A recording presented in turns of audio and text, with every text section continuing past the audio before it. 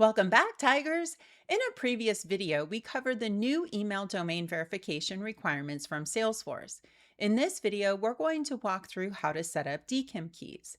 DKIM is Salesforce's recommended method for domain verification, and it helps establish trust with email providers and improves the chances that your emails actually land in the inbox instead of the spam folder.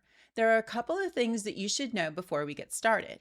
Now, first, DKIM keys are unique to each Salesforce environment. You must configure DKIM keys separately in production and every single sandbox because these settings cannot be copied between orgs. Second, if your users send email from multiple domains, you'll need to set up a DKIM key for each domain, and this also includes subdomains.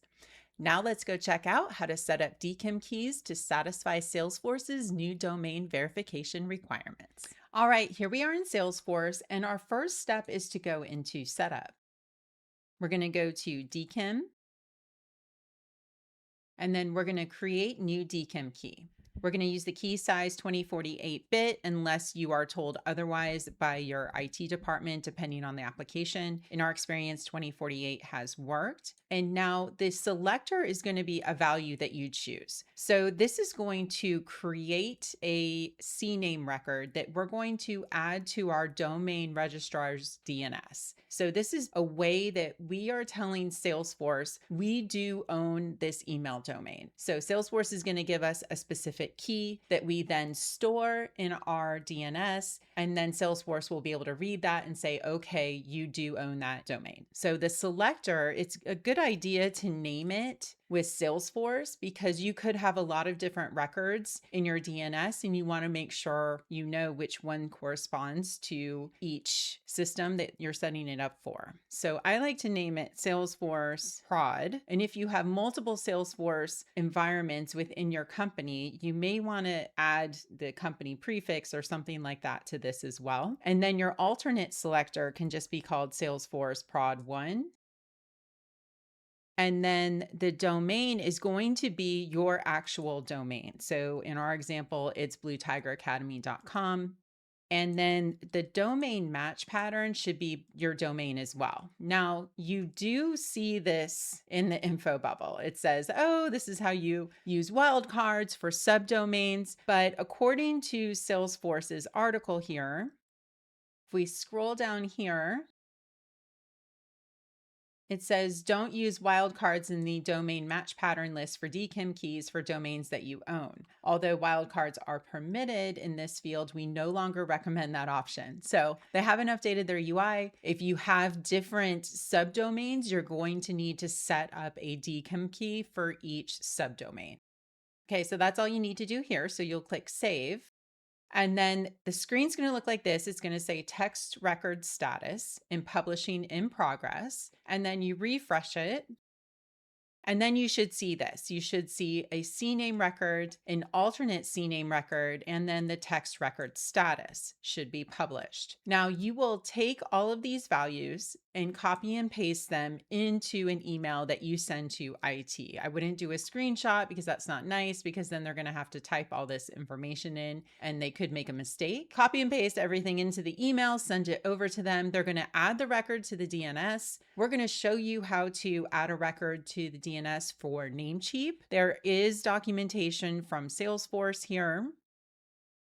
If you scroll down to the bottom of this article, there are links to the different registrars that will give you the instructions. You may also want to just use ChatGPT or Claude to help give you instructions. That seemed to work for us. It was really helpful. So now we're going to log into Namecheap here off camera. Now here we are in the DNS, and we're just going to add a new record, and we will choose CNAME. And then the host is going to be this first part here. Everything up to domain key. Namecheap automatically adds the .bluetigeracademy.com at the end. We'll paste that in there. And then our value is everything after in CNAME. We'll add that into there. I'm going to make this 1 minute and I'll check the box. And now I need to add the alternate CNAME record. So I'll do that process again here.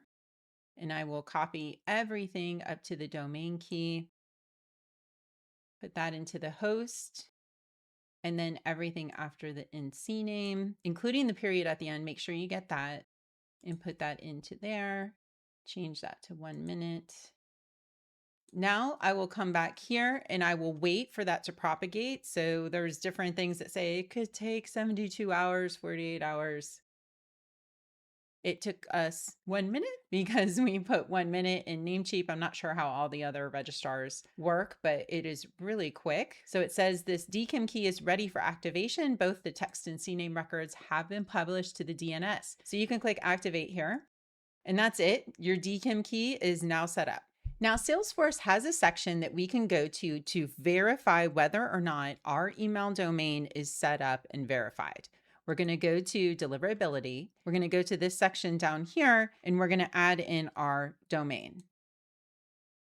We'll click Check Verification, and we can see here the domain is verified and the method is DKIM Key. So we are all set with this domain. Now you may notice that there's a section right here that says verify the ownership of email sending domains by DKIM keys. If you check this box, this means that your users no longer need to validate their email address to be able to send emails from Salesforce. Now, Salesforce does not recommend that you enable this setting. The reason why is because anybody who has access to set up new users in your org could set up a user with any email address with your email domain and send emails on behalf of that user. So they could set up a CEO user with the CEO's email address. No verification is needed because it's using the active DKIM key, and start sending out emails. So you can see how this is very dangerous in the event that your account gets hacked or an admin is setting up spoofed users. You don't want to enable this. You want each user to be in control of verifying their email. And we'll have a video that shows you how to make sure all of your users have verified their email addresses. So don't check this box. And that's everything we wanted to show you about how to set up DKIM keys within your Salesforce. That's it. That's a wrap.